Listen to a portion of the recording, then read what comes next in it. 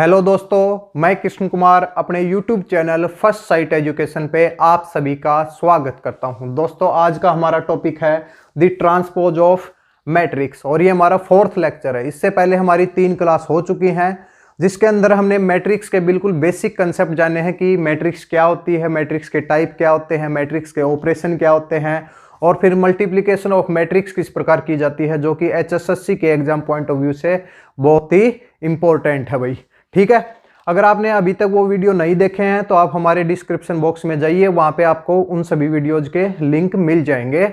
और अभी तक अगर आपने हमारे चैनल को सब्सक्राइब नहीं किया है तो आप हमारे चैनल को सब्सक्राइब करें। उससे होगा क्या, उससे आपको आगे आने वाली वीडियोज की नोटिफिकेशन मिल जाएंगी भाई। ठीक है, तो भाई ज्यादा देर न करते हुए अब टॉपिक की शुरुआत करते हैं कि ट्रांसपोज ऑफ मैट्रिक्स क्या होता है भाई।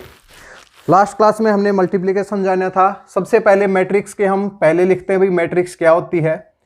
अब मैट्रिक्स के अंदर हम एलिमेंट को दर्शाते हैं AIJ से भाई।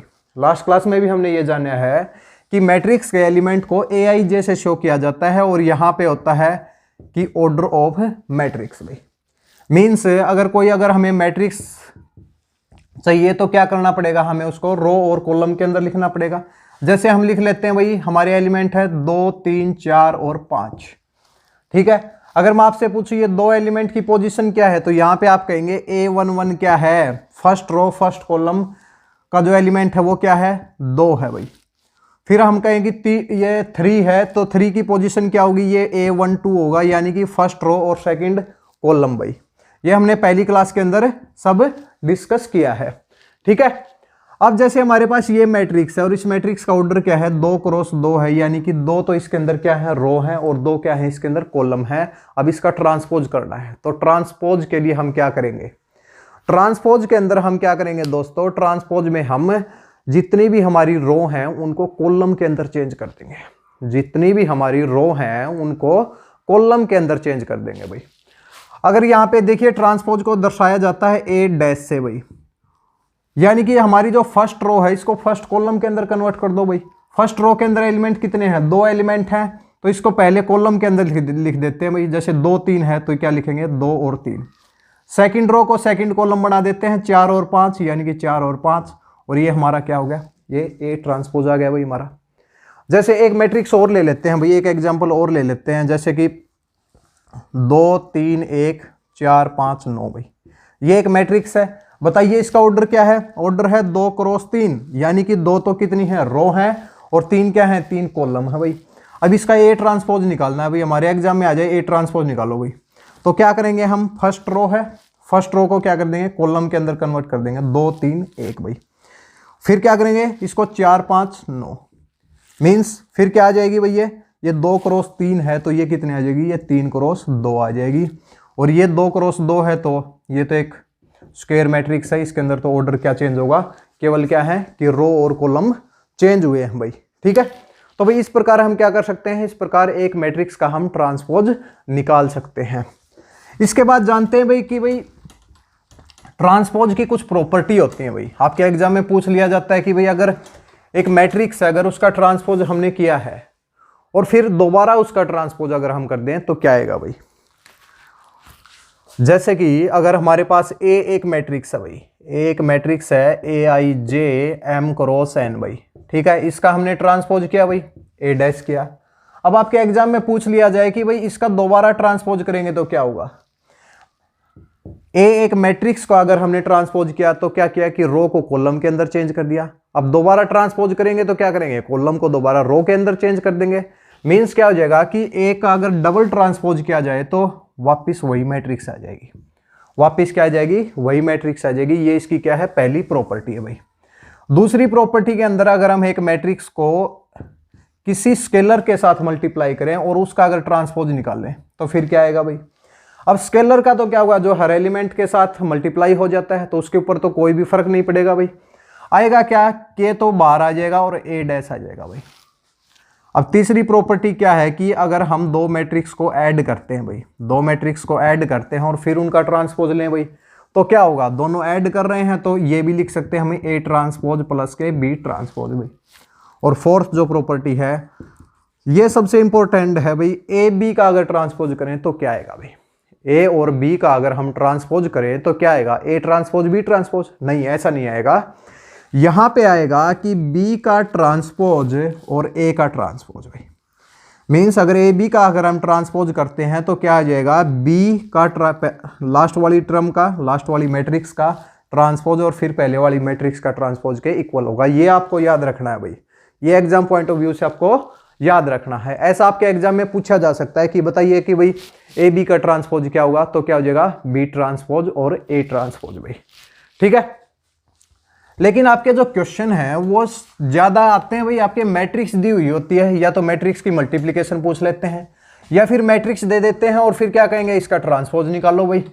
ठीक है, तो भाई ऐसे आपके पास क्वेश्चन पूछे जाते हैं। तो हमने जाना है ट्रांसपोज, हमने सीख लिया, रो को कॉलम के अंदर चेंज करेंगे और फिर उसकी 4 प्रॉपर्टी हमने डिस्कस की है। चलो भाई आगे की तरफ बढ़ते हैं। इसी ट्रांसपोज के अंदर एक टर्म यूज होती है भाई, सिमेट्रिक मैट्रिक्स। क्या होती है भाई, सिमेट्रिक मैट्रिक्स क्या होती है भाई, सिमेट्रिक मैट्रिक्स क्या होती है?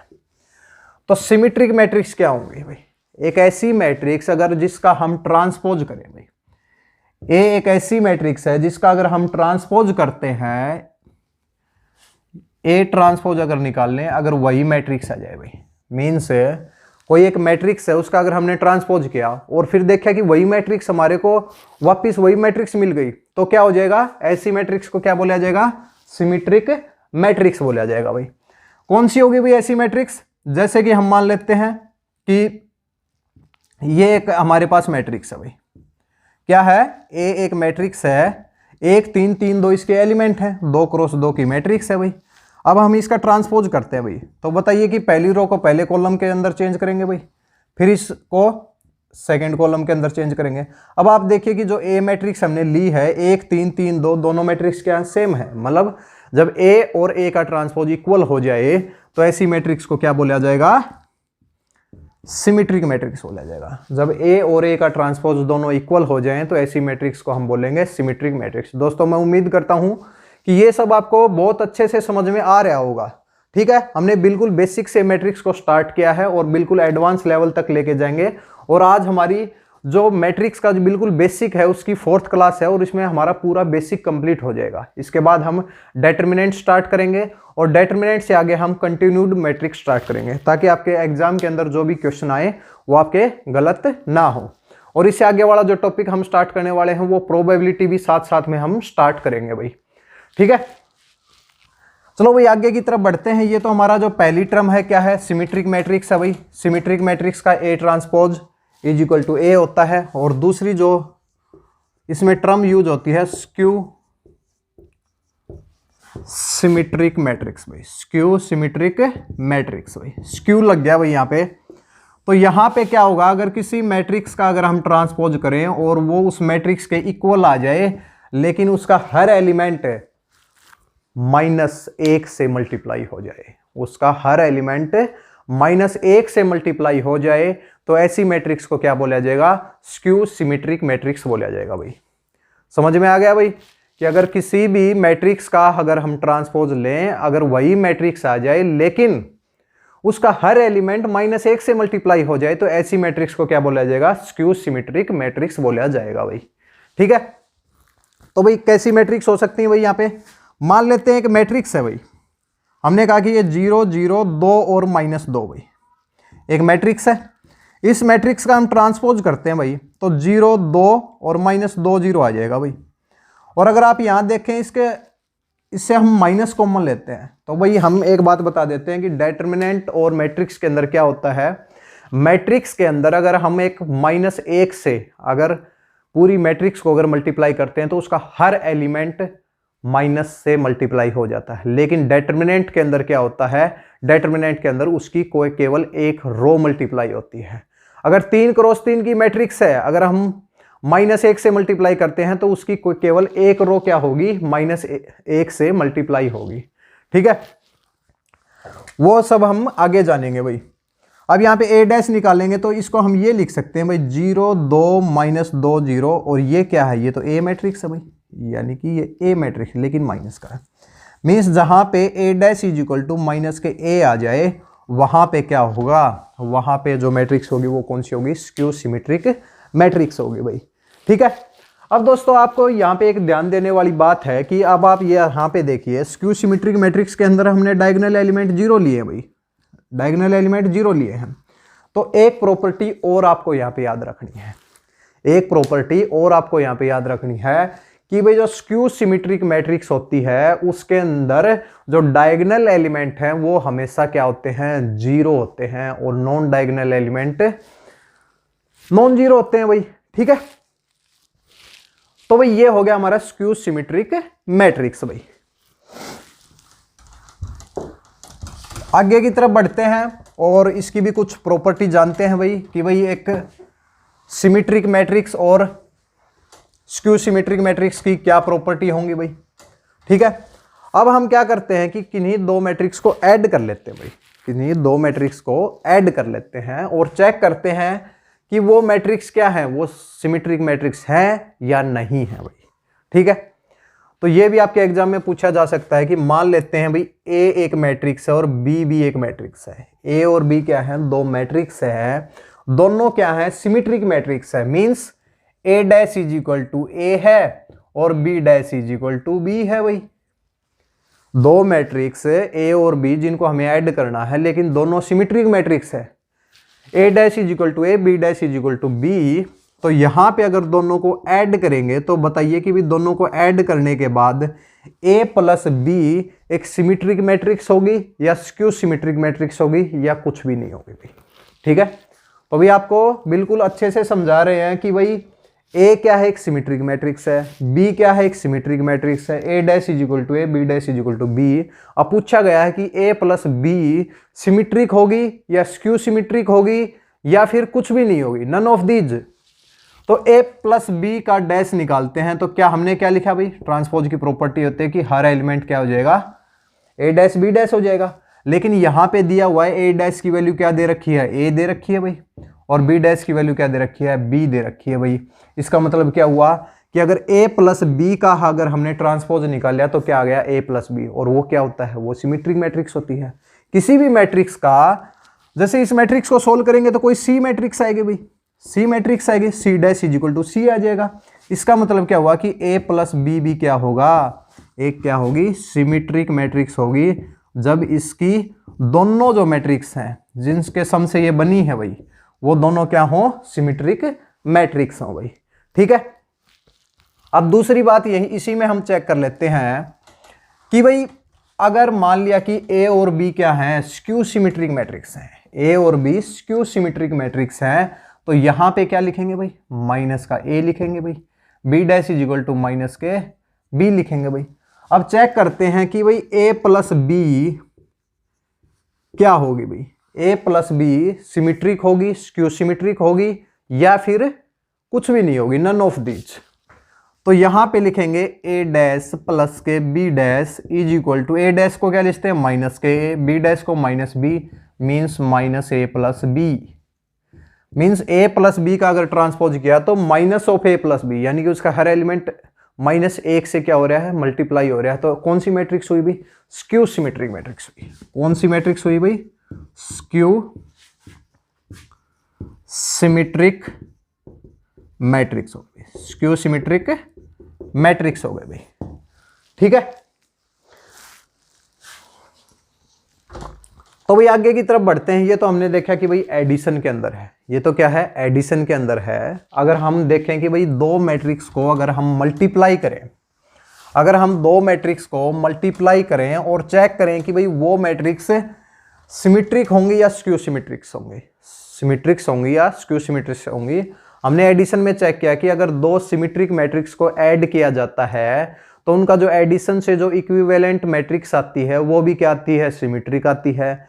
जब दो स्क्यू सिमेट्रिक मैट्रिक्स को ऐड किया जाता है तो उनकी जो रिजल्टेंट मैट्रिक्स आती है वो क्या आती है, वो स्क्यू सिमेट्रिक मैट्रिक्स आती है भाई। अब हम मल्टीप्लिकेशन के अंदर और चेक कर लेते हैं भाई, मल्टीप्लिकेशन के अंदर क्या होगा। मान लेते हैं एक ए मैट्रिक्स है भाई, ए मैट्रिक्स है, ये क्या है, बी मैट्रिक्स है, और दोनों क्या है, दोनों सिमेट्रिक है भाई, दोनों सिमेट्रिक मैट्रिक्स है भाई।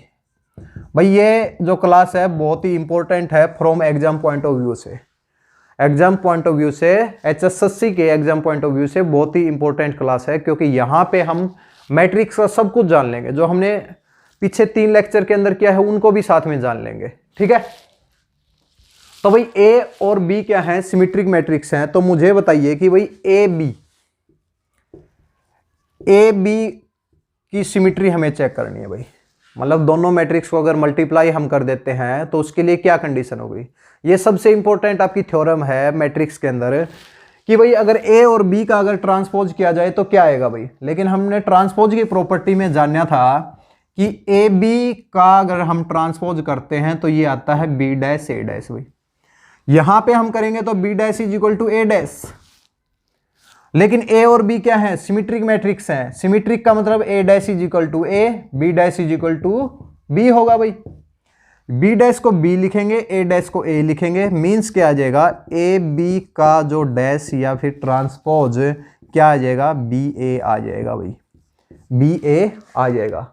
लेकिन अगर हम कहें कि ए बी हमें सिमेट्रिक प्रूव करनी है भाई, ए बी हमें क्या करनी है, सिमेट्रिक प्रूव करनी है, तो उसके लिए कंडीशन क्या होनी चाहिए, कंडीशन क्या होनी चाहिए। तो लास्ट क्लास में हमने एक बात जानी थी कि अगर हम कहें कि a प्लस बी करें तो और b प्लस ए करें तो ये तो प्रॉपर्टी फॉलो होती है भाई, एसोसिएटिव प्रॉपर्टी फॉलो होती है।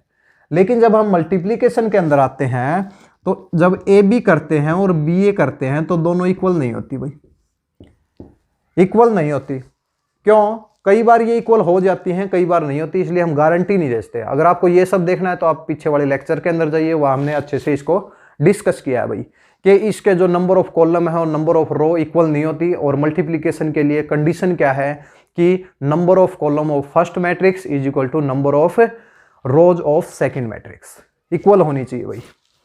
अब यहां पे देखिए कि अगर इस मैट्रिक्स को सिमेट्रिक प्रूव करना है हमें तो ए बी डैश क्या आना चाहिए था भाई, ए बी आना चाहिए था। ए बी डैश को क्या होना चाहिए था, ए बी के इक्वल होना चाहिए था। लेकिन यहां पे आया है बी ए।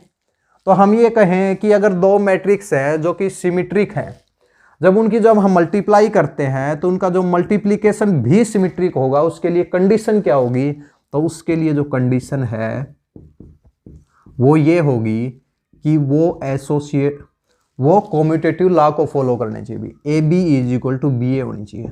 अगर दो मैट्रिक्स हैं, ए और बी दो मैट्रिक्स हैं, अगर हम उनको ए को बी से मल्टीप्लाई करते हैं या फिर बी को ए के साथ मल्टीप्लाई करते हैं, जब वो दोनों इक्वल आ जाती हैं, दोनों इक्वल आ जाती हैं, तो उन मैट्रिक्स का अगर हम ट्रांसपोज लेंगे तो वो क्या होंगी, वो हमेशा हमेशा सिमेट्रिक होंगी।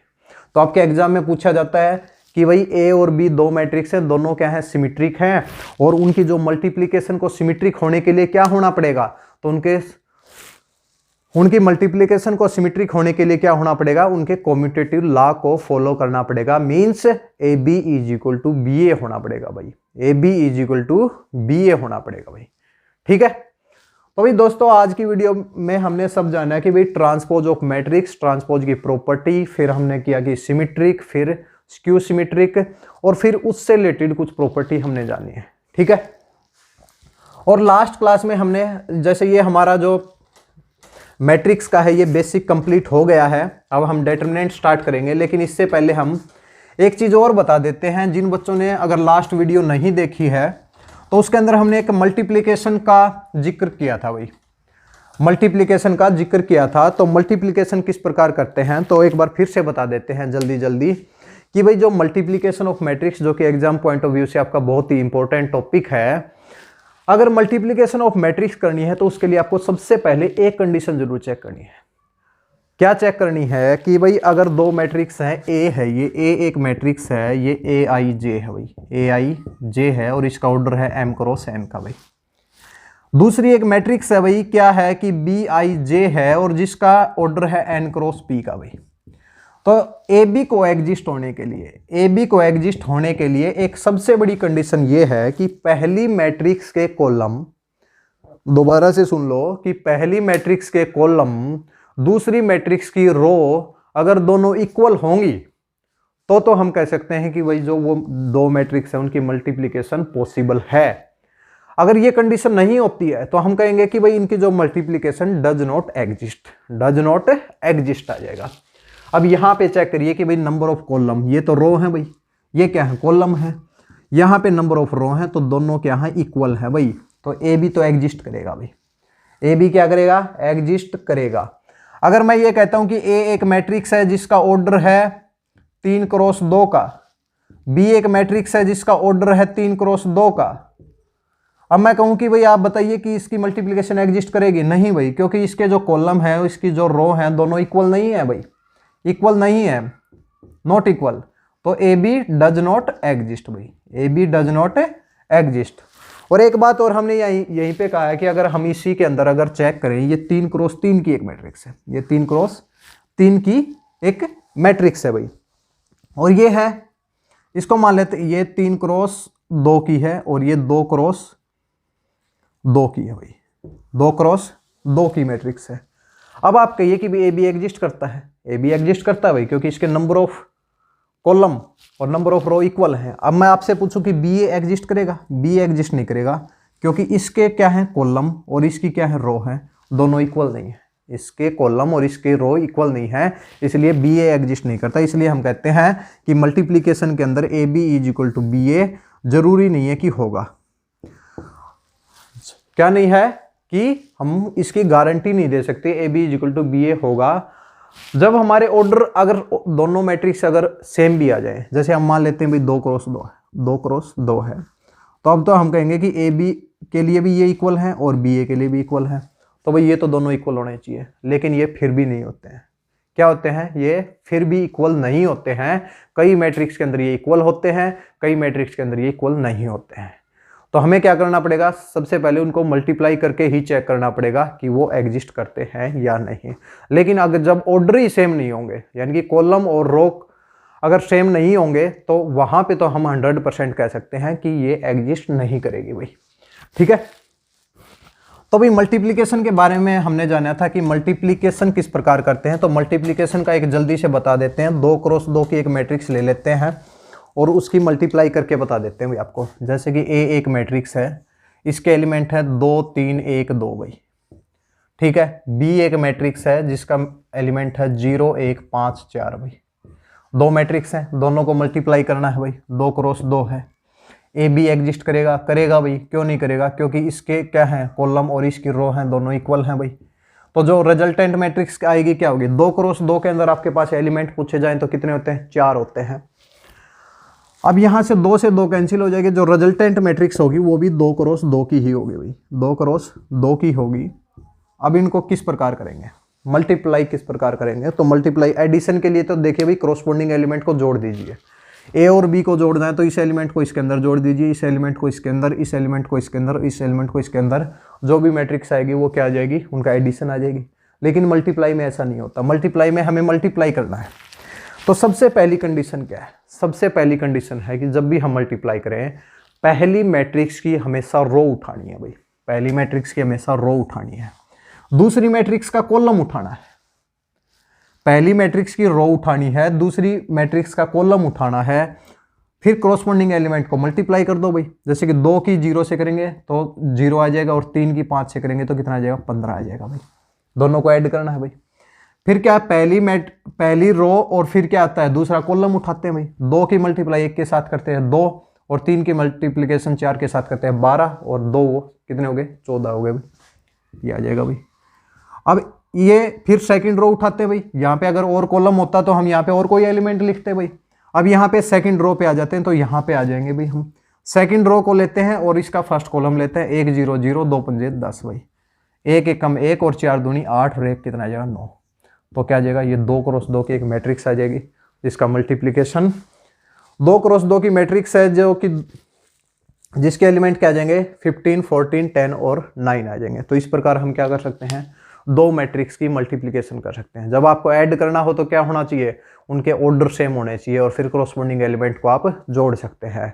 इक्वलिटी ऑफ मैट्रिक्स में क्या करना है? इक्वलिटी ऑफ मैट्रिक्स में भी हमें कंपेरेबल मैट्रिक्स अगर कहे हमें कभी, तो कंपेरेबल के अंदर उन दोनों के क्या होने चाहिए? ऑर्डर सेम होने चाहिए, तभी हम एलिमेंट को कंपेयर कर सकते हैं। तो ये सब हमने मैट्रिक्स के अंदर जाना है कि मैट्रिक्स के बिल्कुल बेसिक से, और हमने ट्रांसपोज तक हमने बिल्कुल मैट्रिक्स का बेसिक जाना है, और आगे हम कंटिन्यूड मैट्रिक्स निकालेंगे। वहाँ पे हमें जो मल्टीप्लिकेशन जो हमने पढ़ी है उसका बहुत ज़्यादा यूज होने वाला है। ठीक है, वहाँ पे हम जानेंगे कि भाई मैट्रिक्स का इनवर्स किस प्रकार निकाला जाता है। आपके एग्जाम में बहुत बार आपने अगर पीछे के एग्जाम दिए हैं, अगर हरियाणा HSSC के जितने भी एग्जाम दिए हैं, जैसे क्लर्क का एग्जाम हुआ था या फिर पीछे जो भी आपके ग्राम सचिव के एग्जाम हुए हैं, उसमें आपने देखा होगा कि मैट्रिक्स का इनवर्स पूछा जाता है। मैट्रिक्स का इनवर्स निकालिए भाई, तो उसके लिए हमें क्या होना चाहिए, मैट्रिक्स की मल्टीप्लिकेशन जरूर आनी चाहिए। मैट्रिक्स की मल्टीप्लिकेशन जरूर हमारे दिमाग में होनी चाहिए भाई, तभी हम उस क्वेश्चन को सोल्व कर पाएंगे। चलो भाई, आज की वीडियो को यहीं पे समाप्त करते हैं। अगर आपने हमारे चैनल को अभी तक सब्सक्राइब नहीं किया है तो आप हमारे चैनल को सब्सक्राइब कीजिए, ताकि आपको आगे आने वाली वीडियोज की जो नोटिफिकेशन है वो टाइम टू टाइम मिलती रहे भाई।